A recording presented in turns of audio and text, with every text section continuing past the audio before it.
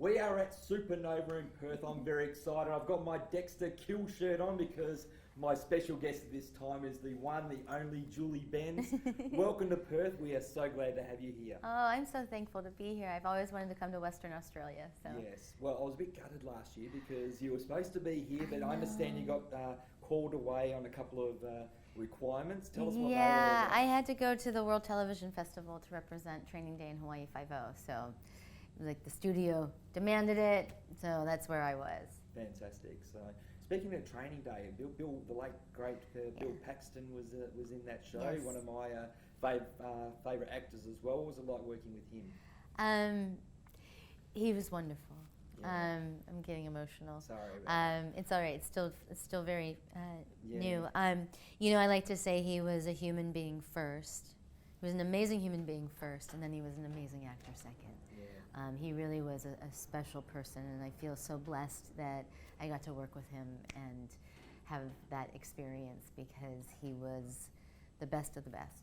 Yeah, I remember I had to go back and watch Aliens when I heard about it. It's a bit of a trivia. He's the only one to ever kill one alien, a Terminator, a Predator. They had a some career, so I'm so glad you got to work with him. So, yeah. Now I want to go back to the very start. I loved your story because you were a figure skater. Yes. I understand. So, but injury sort of cut your career short. Yes. Yeah. Cut down by a stress fracture. Yeah. A bad one. Did you miss that at all? Because no, I don't. No. No, you know what? I think for me, like, because it was a thing that we did as a family. My brother and sister were junior national ice dance champions, and you know, I was always kind of like the tag along sister, the youngest. And I think for me, when I got injured and I started acting, that just felt like a better fit for me. You know, I knew I wasn't going to skate my entire life. The great thing about this part is that I believe you had an acting teacher that sort of told you that you were never going to go anywhere with your career. Did that drive you more to sort of say, "Ha, I proved you wrong"? Did that motivate you? Yeah, definitely. I mean, it was an acting teacher at a summer program at Carnegie Mellon University who, at the end, we got these like little report cards, and she said, you know, your voice. She was a voice teacher, speaking voice teacher, and she said my voice was terrible, and that I would never be an actress, and I should just give it up. And I actually remember thinking, I was 16 at the time, and I remember thinking to myself, wow, what a bitter woman. like how awful to tell a 16-year-old not to pursue something that they want to do, and you know, and that's exactly what I thought back then. So it was just kind of like, wow. Do you think that she used it as an excuse to say, "Oh, just reverse psychology. I knew she was going to make it all along"? No. She was a mean person.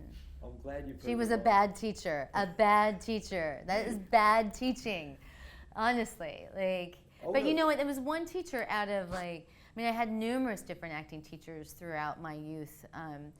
And I'll be honest, I was not a natural actor. I had to really study and train to learn how to be an actor. There are some people that are just like open wounds and they don't need to go to acting school, and they just, you know, you can watch them read a telephone book and it's amazing. I'm not that person. I had to really study and train hard, and you know, I had a lot of supportive teachers that, you know, really were like, if you work hard at it, you can do this. So just one bad egg. So it was just one bad egg. Yeah. And you know, everything is that way. I think because ice skating was such a subjective sport, that acting is subjective as well. Like, we all like certain actors, and then there's actors you don't like just for whatever reason. And you know, so you learn that it's just subjective and it's just a person's opinion, and it's not really a reflection of who you are. I want to get on to one of my favourite shows of all time, Dexter. You know, so how did that role come about for you? Because you played in the slasher type flicks before, but Dexter, you played a certain role, played it very well. Yeah, I auditioned for it. I went in, I mean, I had to pre-read for the casting director's assistant, and I read for both the role of Deb and Rita, and because they didn't know which way they were going, and I really thought I was Deb. I was so wrong. But I just wanted to swear. I mean, all that swearing was amazing, and I was like, I just want to go on camera and say bad words.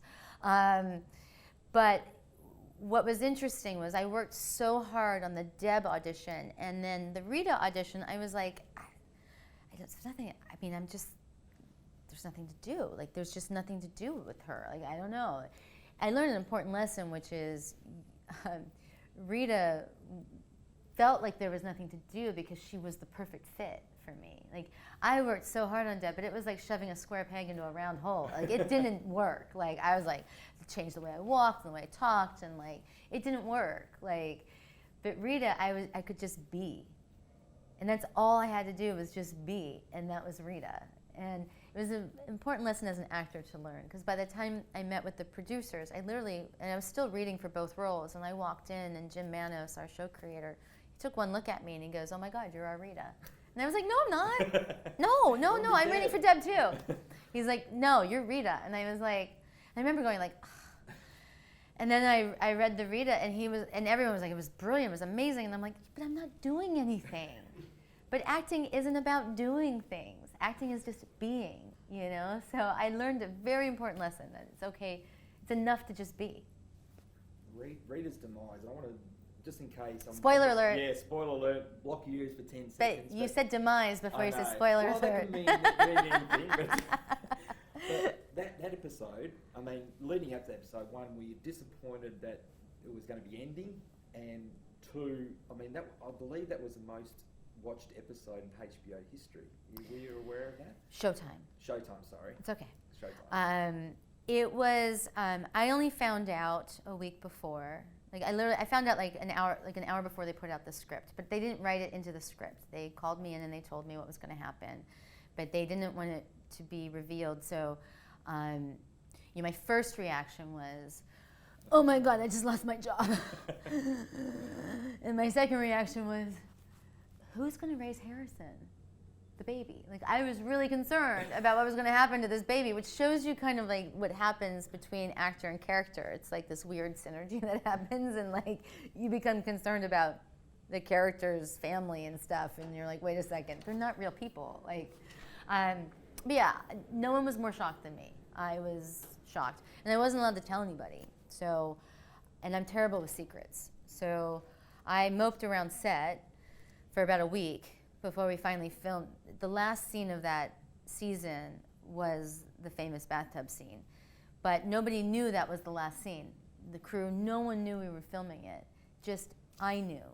So all week I was, sad, and people on the crew were coming up to me going like, "Are you okay?" And I'm like, "No, I'm fine, okay." And I was really sad.